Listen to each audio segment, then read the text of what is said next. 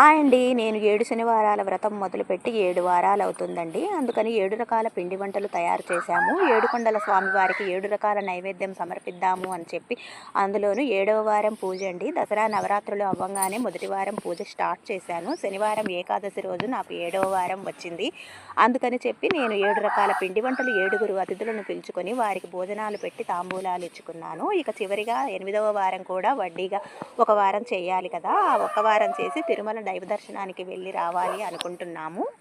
ఇంకా ఇక్కడ నేనైతే లడ్డు ప్రిపేర్ చేద్దామని పిండి అయితే జల్లించుకొని బూందీ అయితే కాల్చుతున్నానండి. కొంచెం షూట్ చేశాను లడ్డు ప్రిపేర్ చేసేటప్పుడు.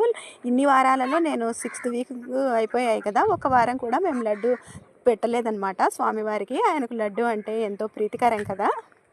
దీని పాకంలో వేసుకుని లడ్డూలు అయితే చుడుతున్నామండి నేను మా అత్తయ్య. టేస్ట్ అయితే ఎలా ఉంటుందో ఏమోనండి. మేమైతే ఇదే ఫస్ట్ టైము చేయడము.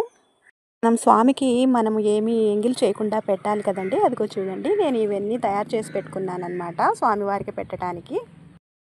ఇంకా పూజలో అయితే తాంబూలం పెట్టాలి కదా! అందుకని తమలపాకులు కోసుకోవడానికని నేను ఇలా బయటకొచ్చానండి. తమలపాకులు చూడండి ఎంతెంత పెద్దగా ఉన్నాయో, ప్లేటే పట్టలేదనమాట. ఇలా 3 ఆకులు 2 ఒక్కలు దక్షిణ పెట్టేసి నల్ల ద్రాక్ష పెట్టి స్వామివారికి తీసుకెళ్తున్నానండి. మా పూజ రూమ్‌లో అంతా సిద్ధం చేసుకున్నాను. రెడీగా ఉంది పూజ రూమ్ అంతా. పటాలకన్నిటికీ పూలమాలలు అలంకరించేశాననమాట.